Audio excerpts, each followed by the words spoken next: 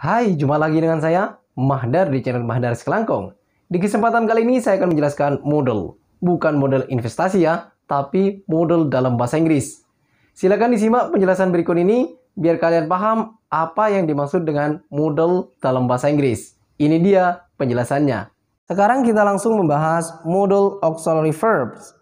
Model auxiliary verbs adalah kata kerja bantu yang memberikan tambahan makna khusus pada kata kerja utama atau main verb dalam kalimat. Model terbagi dua jenis, diantaranya basic models dan phrasal models. Basic models can diartikan bisa atau dapat, could diartikan bisa atau dapat, may diartikan boleh atau mungkin, might diartikan mungkin atau boleh, will diartikan akan, would diartikan akan, shall diartikan harus atau akan, should diartikan seharusnya atau semestinya, must diartikan harus atau wajib, ought to diartikan harus atau seharusnya, had better diartikan harus. Selanjutnya, phrasal models. Di antaranya, be able to diartikan bisa, be going to diartikan akan, be supposed to diartikan seharusnya atau harus, have to diartikan harus, has to diartikan harus. Kedua jenis model inilah yang akan dibahas dalam video ini. Silakan disimak ya. Langsung kita membahas basic models terlebih dahulu. Can. Can adalah salah satu model yang menyatakan ability, kemampuan, permission, izin, atau request, permintaan. Can diartikan bisa atau dapat. Contoh, ability, kemampuan. I can sketch your face. Saya bisa membuat sketsa wajahmu. Permission, izin. You can use my laptop. Kamu bisa menggunakan laptop saya. Request, permintaan. Can you buy book? Bisakah kamu membeli buku? Selanjutnya, could.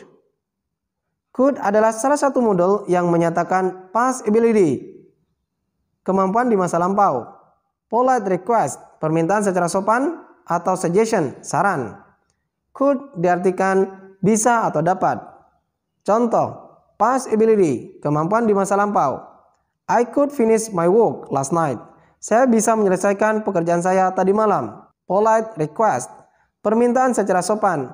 Could you help me? Dapatkah kamu membantu saya? Suggestion, saran. You could refuse his invitation. Kamu bisa menolak undangannya. Selanjutnya, may.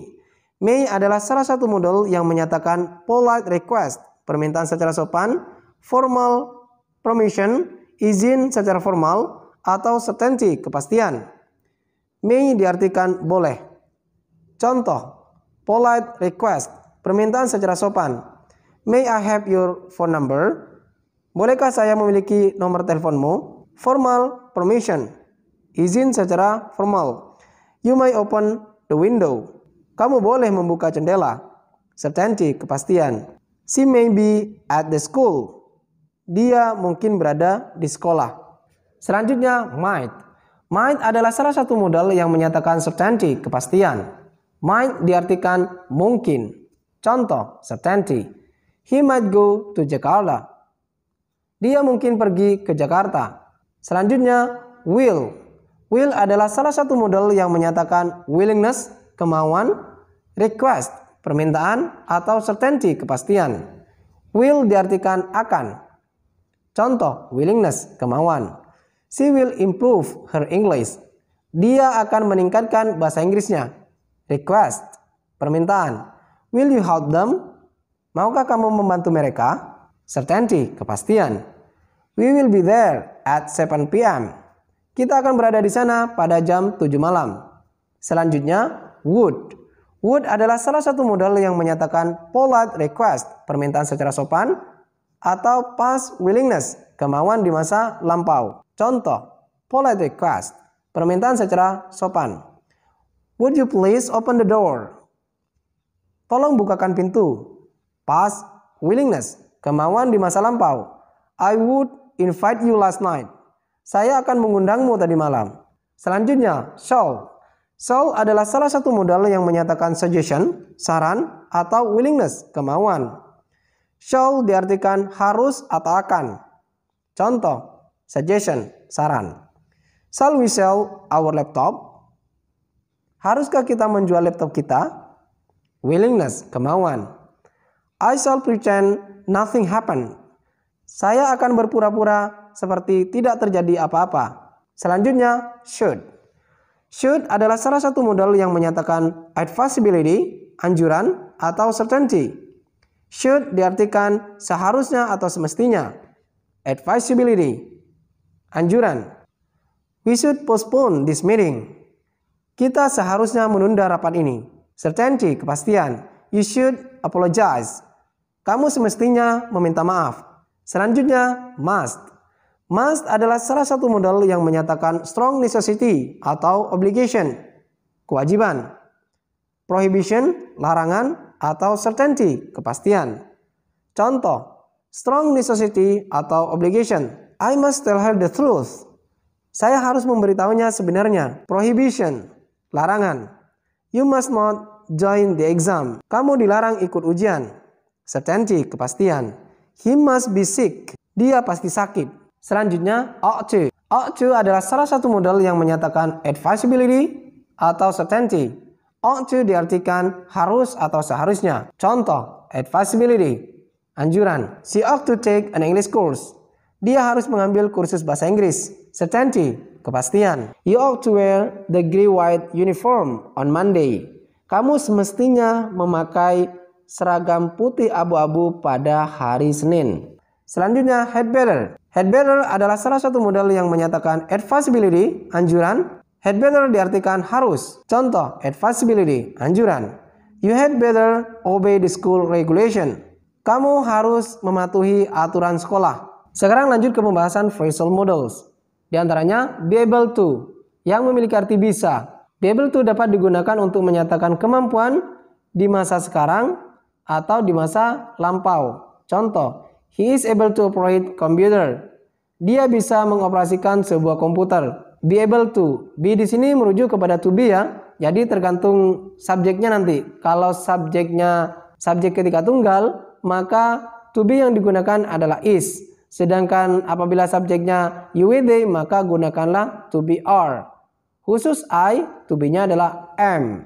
Di sini contohnya, he is able to operate computer. Kebetulan subjeknya he, maka to be-nya adalah is. Untuk menyatakan kemampuan di masa lampau, contohnya, he was able to operate computer last month. Dia bisa mengoperasikan komputer bulan lalu. Ini contoh di masa lampau ya. Selanjutnya, be going to, yang memiliki arti akan. Be going to dapat digunakan untuk menyatakan kemauan atau hal yang akan terjadi di masa sekarang atau di masa lampau. Contoh, I'm going to buy new laptop. Saya akan membeli sebuah laptop baru. Namun apabila menyatakan di masa lampau, I was going to buy new laptop last year. Saya akan membeli sebuah laptop baru tahun lalu. Selanjutnya, be supposed to, yang memiliki arti seharusnya. Contoh, I'm supposed to call him now. Saya seharusnya memanggilnya sekarang. Untuk menyatakan di waktu lampau, contohnya, I was supposed to call him last night. Saya seharusnya memanggilnya tadi malam. Selanjutnya, have to atau has to, yang memiliki arti harus. Contoh, you have to buy new book. Kamu harus membeli sebuah buku baru. Has to, she has to buy new book. Kamu harus membeli sebuah buku baru. Have to ini digunakan untuk subjek are you with they. Sedangkan subjek she he it gunakan has to. Negatifnya, you don't have to buy book. Kamu tidak harus membeli sebuah buku baru. Negatif dari has to, she doesn't have to buy new book. Sekarang membahas aturan modals. Modal selalu diikuti bare infinitive. Kata kerja bentuk pertama. Contoh, you can do your homework. Kamu bisa mengerjakan tugasmu.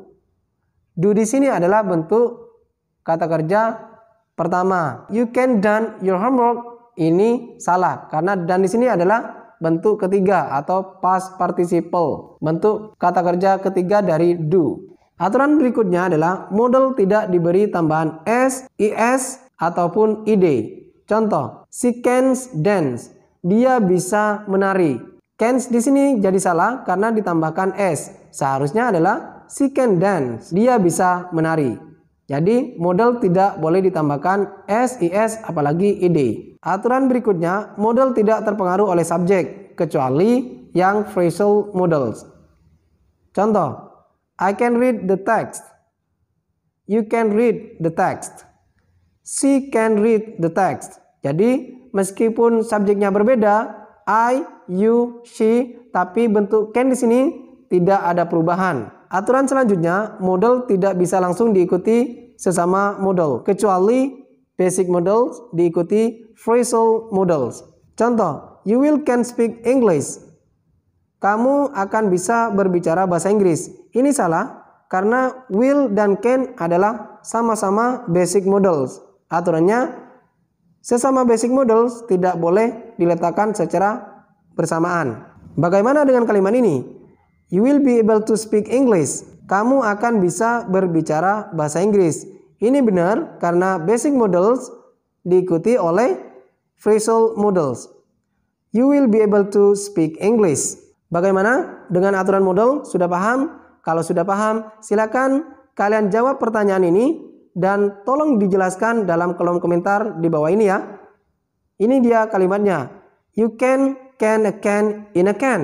Apakah kalimat ini benar? Silakan dijawab dan dijelaskan dalam kolom komentar. Bagaimana? Sudah bisa menjawab belum?